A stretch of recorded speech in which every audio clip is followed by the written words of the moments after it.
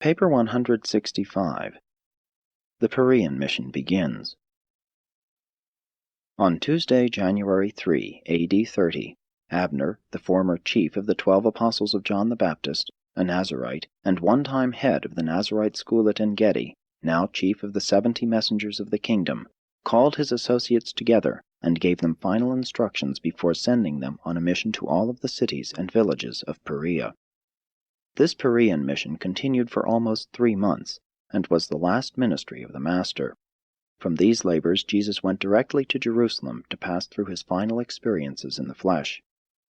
The 70, supplemented by the periodic labors of Jesus and the 12 apostles, worked in the following cities and towns and some 50 additional villages: Zaphon, Gadara, Makad, Arbela, Ramath, Edrei, Basora, Caspin, Mizpeh, Geraza, Ragaba, Succoth, Amathus, Adam, Penuel, Capitolius, Dion, Hatita, Gada, Philadelphia, Jogbaha, Gilead, Beth-Nimrah, Tyrus, Eliela, Livius, Heshbon, Calaroh, Beth-Peor, Shittim, Sibma, Medeba, Beth-Maon, Areopolis, and Aroer.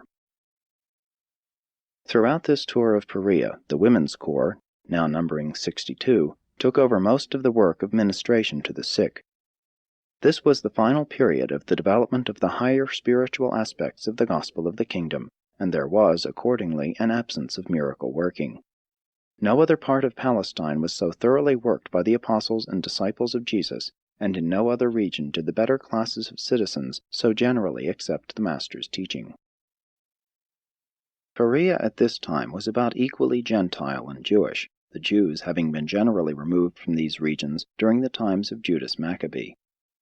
Perea was the most beautiful and picturesque province of all Palestine. It was generally referred to by the Jews as the land beyond the Jordan. Throughout this period, Jesus divided his time between the camp at PELLA and trips with the 12 to assist the 70 in the various cities where they taught and preached. Under Abner's instructions, the 70 baptized all believers, although Jesus had not so charged them. 1. At the PELLA camp. By the middle of January, more than 1,200 persons were gathered together at PELLA, and Jesus taught this multitude at least once each day when he was in residence at the camp, usually speaking at 9 o'clock in the morning, if not prevented by rain. Peter and the other apostles taught each afternoon. The evenings Jesus reserved for the usual sessions of questions and answers with the 12 and other advanced disciples. The evening groups averaged about 50. By the middle of March, the time when Jesus began his journey toward Jerusalem, over 4,000 persons composed the large audience which heard Jesus or Peter preach each morning. The Master chose to terminate his work on earth when the interest in his message had reached a high point, the highest point attained under this second or non-miraculous phase of the progress of the kingdom. While 3/4 of the multitude were truth-seekers, there were also present a large number of Pharisees from Jerusalem and elsewhere, together with many doubters and cavilers. Jesus and the 12 apostles devoted much of their time to the multitude assembled at the PELLA camp. The 12 paid little or no attention to the field work, only going out with Jesus to visit Abner's associates from time to time. Abner was very familiar with the Perean district, since this was the field in which his former master, John the Baptist, had done most of his work. After beginning the PEREAN mission, Abner and the 70 never returned to the PELLA camp. 2. Sermon on the Good Shepherd. A company of over 300 Jerusalemites, Pharisees, and others followed Jesus north to PELLA when he hastened away from the jurisdiction of the Jewish rulers at the ending of the Feast of the Dedication, and it was in the presence of these Jewish teachers and leaders, as well as in the hearing of the 12 apostles, that Jesus preached the Sermon on the Good Shepherd. After half an hour of informal discussion, speaking to a group of about 100, Jesus said, "On this night I have much to tell you, and since many of you are my disciples, and some of you my bitter enemies, I will present my teaching in a parable, so that you may each take for yourself that which finds a reception in your heart. Tonight here before me are men who would be willing to die for me and for this gospel of the kingdom, and some of them will so offer themselves in the years to come. And here also are some of you, slaves of tradition, who have followed me down from Jerusalem, and who, with your darkened and deluded leaders, seek to kill the Son of Man. The life which I now live in the flesh shall judge both of you, the true shepherds and the false shepherds. If the false shepherd were blind, he would have no sin, but you claim that you see. You profess to be teachers in Israel, therefore does your sin remain upon you. The true shepherd gathers his flock into the fold for the night in times of danger. And when the morning has come, he enters into the fold by the door, and when he calls, the sheep know his voice. Every shepherd who gains entrance to the sheepfold by any other means than by the door is a thief and a robber. The true shepherd enters the fold after the porter has opened the door for him, and his sheep, knowing his voice, come out at his word. And when they that are his are thus brought forth, the true shepherd goes before them. He leads the way, and the sheep follow him. His sheep follow him because they know his voice. They will not follow a stranger. They will flee from the stranger because they know not his voice. This multitude which is gathered about us here are like sheep without a shepherd, but when we speak to them, they know the shepherd's voice, and they follow after us. At least, those who hunger for truth and thirst for righteousness do. Some of you are not of my fold. You know not my voice, and you do not follow me. And because you are false shepherds, the sheep know not your voice, and will not follow you. And when Jesus had spoken this parable, no one asked him a question. After a time he began to speak, and went on to discuss the parable. You who would be the under-shepherds of my Father's flocks must not only be worthy leaders, but you must also feed the flock with good food. You are not true shepherds unless you lead your flocks into green pastures and beside still waters. And now, lest some of you too easily comprehend this parable, I will declare that I am both the door to the Father's sheepfold, and at the same time the true shepherd of my Father's flocks. Every shepherd who seeks to enter the fold without me shall fail, and the sheep will not hear his voice. I, with those who minister with me, am the door. Every soul who enters upon the eternal way by the means I have created and ordained shall be saved and will be able to go on to the attainment of the eternal pastures of paradise. But I also am the true shepherd who is willing even to lay down his life for the sheep. The thief breaks into the fold only to steal, and to kill, and to destroy. But I have come that you may all have life, and have it more abundantly. He who is a hireling, when danger arises, will flee and allow the sheep to be scattered and destroyed. But the true shepherd will not flee when the wolf comes. He will protect his flock, and, if necessary, lay down his life for his sheep. Verily, verily, I say to you, friends and enemies, I am the true shepherd. I know my own, and my own know me. I will not flee in the face of danger. I will finish this service of the completion of my Father's will, and I will not forsake the flock which the Father has entrusted to my keeping. But I have many other sheep not of this fold, and these words are true not only of this world. These other sheep also hear and know my voice, and I have promised the Father that they shall all be brought into one fold, one brotherhood of the sons of God. And then shall you all know the voice of the one shepherd, the true shepherd, and shall all acknowledge the fatherhood of God. And so shall you know why the Father loves me, and has put all of his flocks in this domain in my hands for keeping. It is because the Father knows that I will not falter in the safeguarding of the sheepfold, that I will not desert my sheep, and that, if it shall be required, I will not hesitate to lay down my life in the service of his manifold flocks. But mind you, if I lay down my life, I will take it up again. No man or any other creature can take away my life. I have the right and the power to lay down my life, and I have the same power and right to take it up again. You cannot understand this, but I received such authority from my Father even before this world was. When they heard these words, his apostles were confused, his disciples were amazed, while the Pharisees from Jerusalem and around about went out into the night saying, He is either mad or has a devil. But even some of the Jerusalem teachers said, He speaks like one having authority. Besides, whoever saw one having a devil open the eyes of a man born blind, and do all of the wonderful things which this man has done? On the morrow, about half of these Jewish teachers professed belief in Jesus, and the other half in dismay returned to Jerusalem and their homes. 3. Sabbath Sermon at PELLA. By the end of January, the Sabbath afternoon multitudes numbered almost 3,000. On Saturday, January 28, Jesus preached the memorable sermon on trust and spiritual preparedness.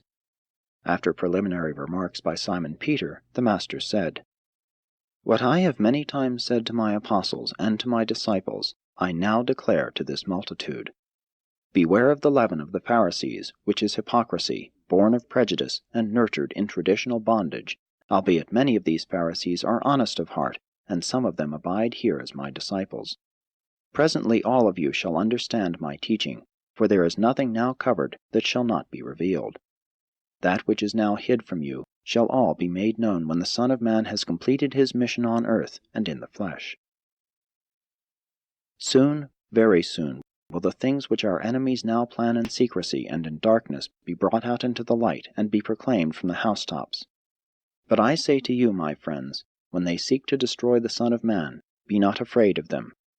Fear not those who, although they may be able to kill the body, after that have no more power over you. I admonish you to fear none, in heaven or on earth, but to rejoice in the knowledge of him who has power to deliver you from all unrighteousness, and to present you blameless before the judgment seat of a universe. Are not 5 sparrows sold for 2 pennies? And yet when these birds flit about in quest of their sustenance, not one of them exists without the knowledge of the Father, the source of all life. To the seraphic guardians, the very hairs of your head are numbered. And if all of this is true, why should you live in fear of the many trifles which come up in your daily lives? I say to you, fear not. You are of much more value than many sparrows. All of you who have had the courage to confess faith in my gospel before men, I will presently acknowledge before the angels of heaven. But he who shall knowingly deny the truth of my teachings before men shall be denied by his guardian of destiny even before the angels of heaven. Say what you will about the Son of Man, and it shall be forgiven you, but he who presumes to blaspheme against God shall hardly find forgiveness. When men go so far as knowingly to ascribe the doings of God to the forces of evil, such deliberate rebels will hardly seek forgiveness for their sins. And when our enemies bring you before the rulers of the synagogues and before other high authorities, be not concerned about what you should say, and be not anxious as to how you should answer their questions. For the Spirit that dwells within you shall certainly teach you in that very hour what you should say in honor of the gospel of the kingdom. How long will you tarry in the valley of decision? Why do you halt between 2 opinions? Why should Jew or Gentile hesitate to accept the good news that he is a son of the eternal God? How long will it take us to persuade you to enter joyfully into your spiritual inheritance? I came into this world to reveal the Father to you and to lead you to the Father. The first I have done, but the last I may not do without your consent. The Father never compels any man to enter the kingdom.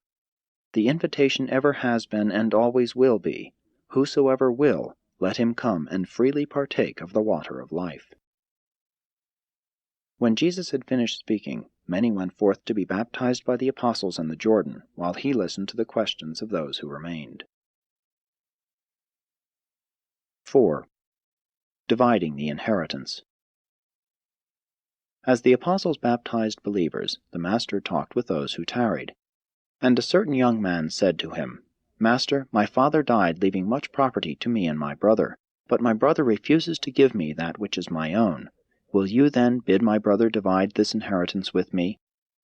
Jesus was mildly indignant that this material-minded youth should bring up for discussion such a question of business, but he proceeded to use the occasion for the impartation of further instruction. Said Jesus, "Man, who made me a divider over you? Where did you get the idea that I give attention to the material affairs of this world?" And then, turning to all who were about him, he said, "Take heed and keep yourselves free from covetousness. A man's life consists not in the abundance of the things which he may possess. Happiness comes not from the power of wealth, and joy springs not from riches. Wealth in itself is not a curse, But the love of riches many times leads to such devotion to the things of this world that the soul becomes blinded to the beautiful attractions of the spiritual realities of the kingdom of God on earth, and to the joys of eternal life in heaven. Let me tell you a story of a certain rich man whose ground brought forth plentifully, and when he had become very rich, he began to reason with himself, saying, "What shall I do with all my riches? I now have so much that I have no place to store my wealth." And when he had meditated on his problem, he said, "This I will do. I will pull down my barns and build greater ones, and thus will I have abundant room in which to store my fruits and my goods. Then can I say to my soul, Soul, you have much wealth laid up for many years. Take now your ease. Eat, drink, and be merry, for you are rich and increased in goods." But this rich man was also foolish. In providing for the material requirements of his mind and body, he had failed to lay up treasures in heaven for the satisfaction of the spirit and for the salvation of the soul. And even then he was not to enjoy the pleasure of consuming his hoarded wealth, for that very night was his soul required of him. That night there came the brigands who broke into his house to kill him, and after they had plundered his barns, they burned that which remained. And for the property which escaped the robbers, his heirs fell to fighting among themselves. This man laid up treasures for himself on earth, but he was not rich toward God. Jesus thus dealt with the young man and his inheritance because he knew that his trouble was covetousness. Even if this had not been the case, the Master would not have interfered, for he never meddled with the temporal affairs of even his apostles, much less his disciples.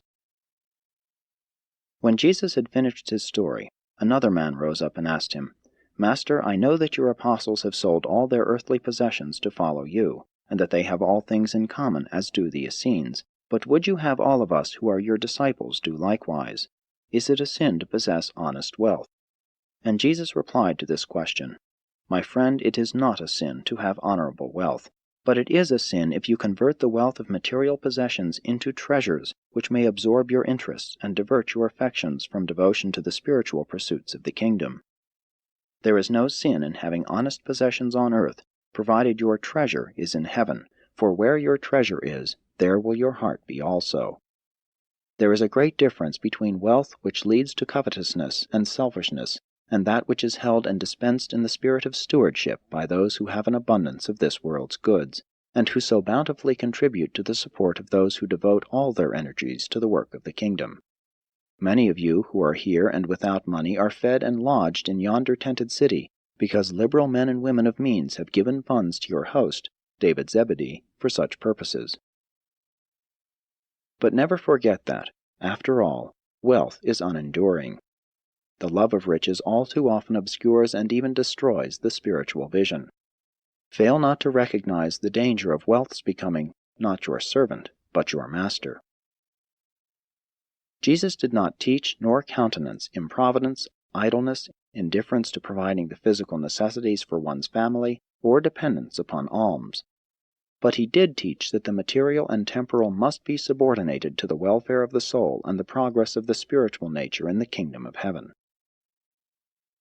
Then, as the people went down by the river to witness the baptizing, the first man came privately to Jesus about his inheritance, inasmuch as he thought Jesus had dealt harshly with him. And when the Master had again heard him, he replied, "My son, why do you miss the opportunity to feed upon the bread of life on a day like this, in order to indulge your covetous disposition? Do you not know that the Jewish laws of inheritance will be justly administered if you will go with your complaint to the court of the synagogue? Can you not see that my work has to do with making sure that you know about your heavenly inheritance? Have you not read the Scripture? There is he who waxes rich by his wariness and much pinching, and this is the portion of his reward. Whereas he says, I have found rest, and now shall be able to eat continually of my goods, yet he knows not what time shall bring upon him, and also that he must leave all these things to others when he dies. Have you not read the commandment, You shall not covet? And again, they have eaten and filled themselves and waxed fat, and then did they turn to other gods. Have you read in the Psalms that the Lord abhors the covetous, and that the little a righteous man has is better than the riches of many wicked? If riches increase, set not your heart upon them. Have you read where Jeremiah said, Let not the rich man glory in his riches? And Ezekiel spoke truth when he said, With their mouths they make a show of love, but their hearts are set upon their own selfish gain. Jesus sent the young man away, saying to him, My son, what shall it profit you if you gain the whole world and lose your own soul? To another standing nearby, who asked Jesus how the wealthy would stand in the day of judgment, he replied, I have come to judge neither the rich nor the poor, but the lives men live will sit in judgment on all. Whatever else may concern the wealthy in the judgment, at least 3 questions must be answered by all who acquire great wealth, and these questions are: 1. How much wealth did you accumulate? 2. How did you get this wealth? 3. How did you use your wealth? Then Jesus went into his tent to rest for a while before the evening meal. When the apostles had finished with the baptizing, they came also, and would have talked with him about wealth on earth and treasure in heaven, but he was asleep. 5. Talks to the apostles on wealth. That evening after supper, when Jesus and the 12 gathered together for their daily conference, Andrew asked, Master, while we were baptizing the believers, you spoke many words to the lingering multitude which we did not hear. Would you be willing to repeat these words for our benefit?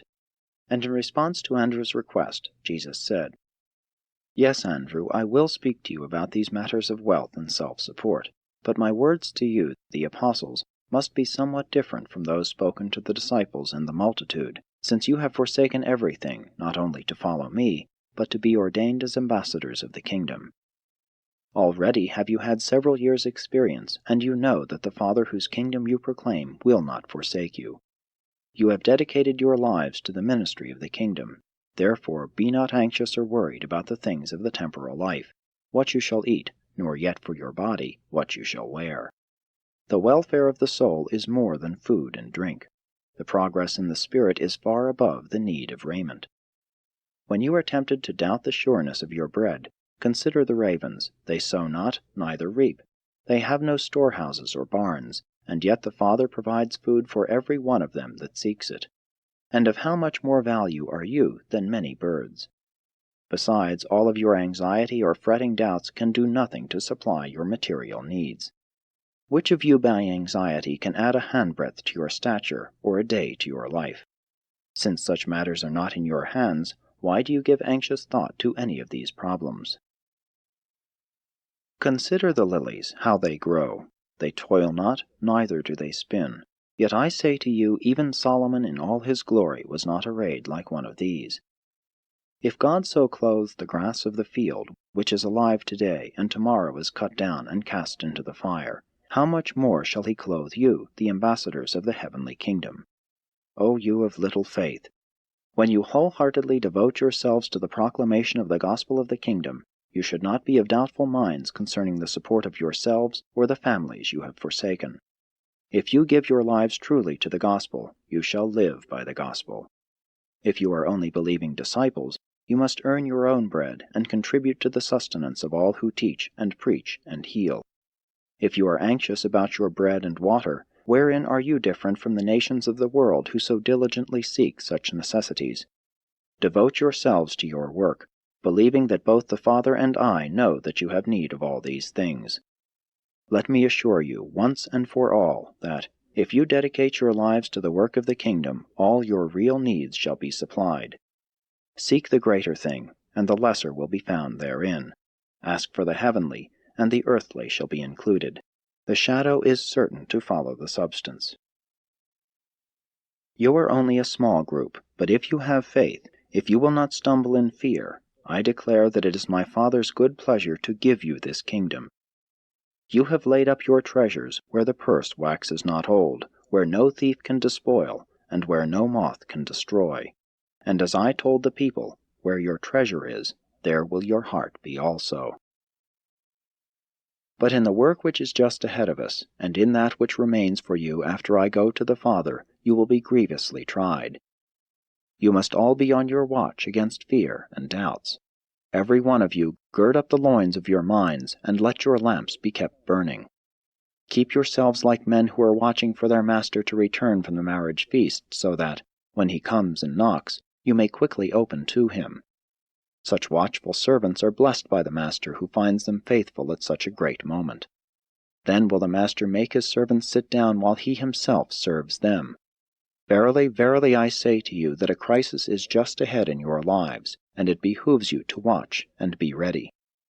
You well understand that no man would suffer his house to be broken into if he knew what hour the thief was to come. Be you also on watch for yourselves, for in an hour that you least suspect, and in a manner you think not, shall the Son of Man depart. For some minutes the 12 sat in silence. Some of these warnings they had heard before, but not in the setting presented to them at this time. 6. Answer to Peter's question. As they sat thinking, Simon Peter asked, "Do you speak this parable to us, your apostles, or is it for all the disciples?" And Jesus answered, "In the time of testing, a man's soul is revealed. Trial discloses what really is in the heart. When the servant is tested and proved, then may the Lord of the house set such a servant over his household and safely trust this faithful steward to see that his children are fed and nurtured. Likewise will I soon know who can be trusted with the welfare of my children when I shall have returned to the Father. As the Lord of the household shall set the true and tried servant over the affairs of his family, so will I exalt those who endure the trials of this hour in the affairs of my kingdom. But if the servant is slothful, and begins to say in his heart, My master delays his coming, and begins to mistreat his fellow servants, and to eat and drink with the drunken, then the Lord of that servant will come at a time when he looks not for him, and finding him unfaithful, will cast him out in disgrace. Therefore you do well to prepare yourselves for that day when you will be visited suddenly and in an unexpected manner. Remember, much has been given to you, therefore will much be required of you. Fiery trials are drawing near you. I have a baptism to be baptized with, and I am on watch until this is accomplished. You preach peace on earth, but my mission will not bring peace in the material affairs of men, not for a time at least. Division can only be the result where 2 members of a family believe in me and 3 members reject this gospel.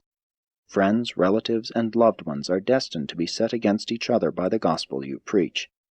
True, each of these believers shall have great and lasting peace in his own heart, but peace on earth will not come until all are willing to believe and enter into their glorious inheritance of sonship with God.